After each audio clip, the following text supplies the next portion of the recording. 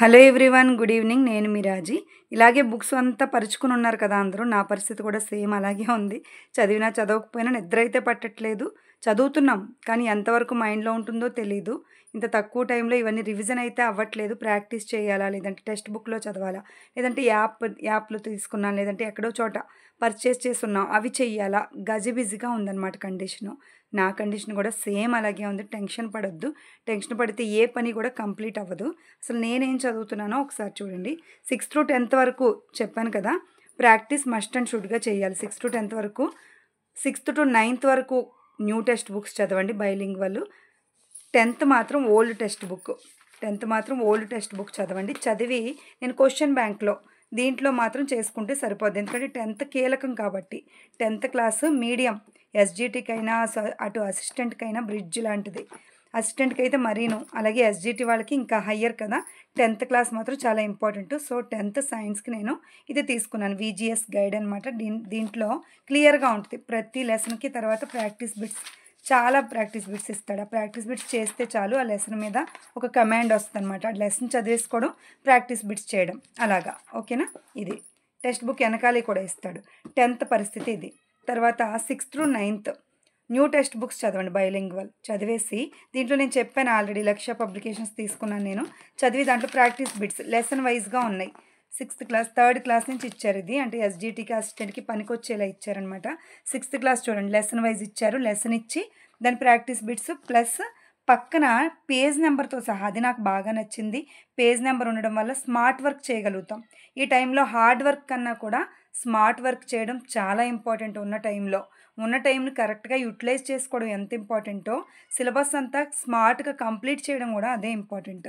So ఈ నీకు నిజంగా చదివితే అక్కడ నీకు డౌట్ వస్తుంది, ఆ క్వశ్చన్ రైటా రాంగా, అక్కడ బిట్ తప్పిచ్చాడా రైట్ ఇచ్చాడా అన్నది నీకు తెలిసిపోద్ది. ఓకేనా? ఎక్కడ మిస్టేక్స్ ఉన్నా కూడా, ఏ బుక్లో ఉన్నా చదివితే, నిజంగా చదివితే, నువ్వు టెక్స్ట్ బుక్లో చదివితే ఆ ప్రాక్టీస్ చేసేటప్పుడు నీకు ఆ డౌట్ వస్తుంది. డౌట్ వచ్చినప్పుడు ఆ పేజ్ నెంబర్ దగ్గరికి వెళ్ళిపోయి ఇదైనా లేదా ఇంటర్మీడియట్ అయినా సరే, పేజ్ నెంబర్ లేకపోయినా ఇంటర్మీడియట్ కూడా, నీకు ఏదైనా మిస్టేక్ అనిపిస్తే అక్కడికి ఆ టాపిక్ దగ్గరికి వెళ్ళిపోండి, ఆ లెసన్ దగ్గరికి వెళ్ళిపోండి. లెసన్ దగ్గరికి వెళ్ళిపోయి చక్కగా ఆ టాపిక్ మళ్ళీ చూసేయండి, ఆ మొక్క చూసేయండి. అప్పుడు క్లారిటీ వచ్చేది, నీకు రివిజన్లా మళ్ళీ చూసుకున్నట్టు అవుతుంది. నిజంగా నువ్వు ఆ లెసన్ కరెక్ట్గా చదివితే ప్రాక్టీస్ చేసేటప్పుడు ఆ బిట్ తప్పిచ్చాడో రాంగ్ ఇచ్చాడో నీకు తెలుస్తుంది. అప్పుడు ఆ టాపిక్ని మళ్ళీ చూసే అక్కడ, అది నీకు బెస్ట్ అనమాట. ఇది లక్ష్య పబ్లికేషన్స్ ఇంటర్మీడియట్, అలాగే 3rd to 10th ఎస్జిటికైనా అసిస్టెంట్కైనా. దీని తర్వాత పర్స్పెక్టివ్ ఎడ్యుకేషన్ 5 మార్కులకి ఇడు మహాభారతంలో ఇచ్చాడు. ఏంటంటే ఇది మహాభారతం లాగే 6 చాప్టర్లు ఇచ్చారు. సో ఎందులో చదివినా, ఇందులో అయితే కొంచెం తక్కువ ఉంది. జంగం సార్ అయితే చాలా క్లియర్గా రాశారు, కానీ ఎక్కువ మ్యాటర్ ఉంది. మీరు ఎక్కడ చదివినా ఈ మహాభారతం లాంటి 6 చాప్టర్లు ఏం చేస్తారంటే, చదివిన తర్వాత ప్రాక్టీస్ మస్ట్ అండ్ షుడ్గా చేసుకోవాలి. ఇలా హైలైట్ చేసుకుని పాయింట్స్ తీయగానే నీకు కనిపించేలా చేసుకుంటే, ఇప్పుడు ఒకసారి చదివి వదిలేసి ఎగ్జామ్ 2 రోజుల ముందు ఒకసారి చూసుకోండి. ఓకేనా? ఇది ప్రాక్టీస్. ఇది తెలుగు అండ్ సాంస్క్రిట్ అకాడమీ బుక్లో. అలాగే సైకాలజీలో కూడా కొన్ని మిస్టేక్స్ ఉన్నాయి. మరి అకాడమీ బుక్ అంటున్నారు దీన్ని. దీంట్లో కూడా మిస్టేక్స్ ఉన్నాయి. ప్రైవేట్ పబ్లికేషన్సే కాదు, అకాడమీలో కూడా అక్కడక్కడ మిస్టేక్స్ దొరుకుతున్నాయి. అది కొంచెం అబ్జర్వ్ చేసుకోండి. అందుకే నేను జంగం సార్ బుక్ తీసుకున్నాను. దీంట్లో చదువుతూ ఈ మిస్టేక్స్ ఏమైనా ఉన్నాయో లేదో ఇక్కడ చెక్ చేసుకుంటున్నాను నేనైతే. అంటే పెద్ద బుక్ చదవలేక ఈ బుక్ చదువుతూ, ఇది తక్కువ మ్యాటర్ ఇచ్చారు, దీంట్లో చదువుతూ అక్కడ మ్యాటర్ని, అంటే ఇయర్స్ ఉన్న చోట, ఏమైనా కమిటీలు ఉన్న చోట మిస్టేక్స్ ఇచ్చారా లేదా చెక్ చేసుకుంటున్నాను, ఒకసారి క్రాస్ చెక్ చేసుకుంటున్నాను అనమాట. ఇది పిఈ అండ్ సైకాలజీ పరిస్థితి. ఈ 2 జంగం సార్ బుక్లోంచి సరి చేసుకుంటున్నాను, ఈ 2. ఆ తర్వాత మళ్ళీ పర్స్పెక్టివ్కి నేను ఇంకోటి తీసుకున్నాను, కృషి పబ్లికేషన్స్ తీసుకున్నాను. దీంట్లో బాగుంది, టాపిక్ వైజ్ ఉంది. ప్రతి చాప్టర్కి టాపిక్ వైజ్ ప్రాక్టీస్ బిట్స్ ఉన్నాయి. లాస్ట్ టైం ఇచ్చిన డిఎస్సిలో ఇచ్చారు, టెట్లో ఇచ్చారు, ఇలాగా. టెట్ కాదు, ఏ ఎగ్జామ్లో ఇచ్చారు, ఎప్పుడు ఇచ్చారు, తెలంగాణలో డిఎస్సిలో ఇచ్చినవి అలా మెన్షన్ చేసి ఇచ్చారు. బాగుంది.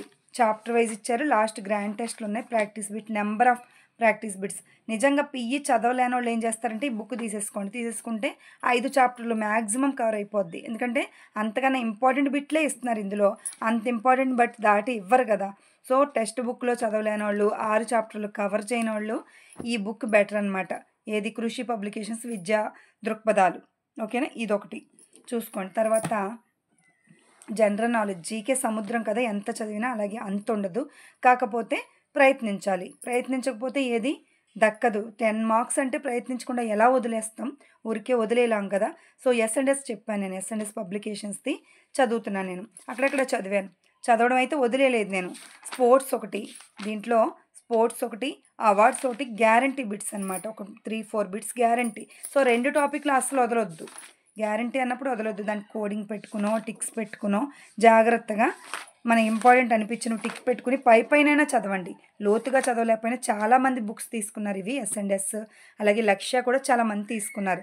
తీసిన దాన్ని యుటిలైజ్ చేసుకోండి. అండర్‌లైన్ చేసుకోండి. మీకు అండర్‌లైన్ అనిపించినవి, నచ్చినవి అండర్‌లైన్ చేసుకొని పైనైనా చదవండి. పైన చదివినా కనీసం ఇలాగా మీకు కరెక్ట్ అనిపించినవి టిక్కులు పెట్టేసుకొని పైన చదివినా కూడా మీకు ఏదో ఒకటి చోట తగిలిందనుకోండి కరెక్ట్‌గా పెడతారు అంతే. లక్ అంతే. ఓకేనా? వదిలేయొద్దు. మొత్తానికి వదిలేయొద్దు. ఓకేనమ్మా? ఇది జీకే పరిస్థితి. అలాగే కరెంట్ అఫైర్స్‌కి నేను ఇయర్ బుక్ తీసుకున్నాం కదా! జీకే ఇది చదివేసి దీనికి ఫ్రీగా ఇచ్చారు వర్క్ బుక్ అని. ఇది యుటిలైజ్ చేసుకోండి. ఆ టాపిక్ చదివినప్పుడు తక్కువ బిట్స్ ఉన్నాయి. ఆ టాపిక్‌కి రాయగలుగుతున్నారా లేదా మీరు? జస్ట్ రాస్తుంటే ఒక ఇంట్రెస్ట్ వస్తది. ఆ బిట్ మైండ్‌లో పడతది కొంత. ప్రాక్టీస్‌కి ఈ ఫ్రీ బుక్ ఇచ్చారు కదా! 500కి ఈ బుక్‌తో పాటు ఇది కూడా ఇచ్చారు కదా! యుటిలైజ్ చేసుకోండి. పక్కన పడేయొద్దు. తర్వాత కరెంట్ అఫైర్స్‌కి ఇయర్ బుక్ తీసుకున్నాను. ఇయర్ బుక్ కూడా చక్కగా ఇయర్‌లో ఉన్న కరెంట్ అఫైర్స్ అన్నీ కవర్ చేశారు. ఇక్కడ ఫిబ్రవరి 24 నుంచి జనవరి 25 దాకా ఉన్న కరెంట్ అఫైర్స్ సరిపోద్ది ఇది. ఇది చూసుకోండి. ఇంకా కావాలి అంటే నెక్స్ట్ ఫిబ్రవరి, మార్చికి సంబంధించింది ఏమైనా కొద్దిగా చూసుకోండి. యూట్యూబ్‌లో గానీ ఉంటాయి కదా! ఫిబ్రవరి, మార్చికి సంబంధించినవి చూసుకుంటే సరిపోతాయి కరెంట్ అఫైర్స్. 25 మార్చి వరకు సరిపోతాయి. చూసుకోండి. దీంట్లో మ్యాక్సిమం చూడగలిగినన్ని ఇంట్రెస్ట్ అయినవి, కొంచెం ఇంపార్టెంట్ అనిపించినవి చూడండి. పైన చూసుకుంటూ వెళ్ళండి. ఇదొకటి జీకే అండ్ కరెంట్ అఫైర్స్. ఇంకా సైన్స్ మెథడాలజీ కంటెంట్ అయిపోయింది కదా! మెథడాలజీ. ఇంటర్ కూడా చదువుతూ వెళ్ళిపోవద్దు. చదువుతూ టెక్స్ట్ బుక్‌లు వెళ్ళిపోవద్దు. నాది 2015 బుక్స్ ఇవి. ఎప్పుడు చదవాలని డౌట్ మీకు మళ్ళీ. 2020లోయే కొనుక్కోక్కర్లేదు. 2015 బుక్స్ ఉన్నాయి. అప్పటి నుంచి సిలబస్ ఏమీ మారలేదు. సో, మీ దగ్గరున్న బుక్స్ ఇంటర్ బుక్స్ చదివేసేయండి.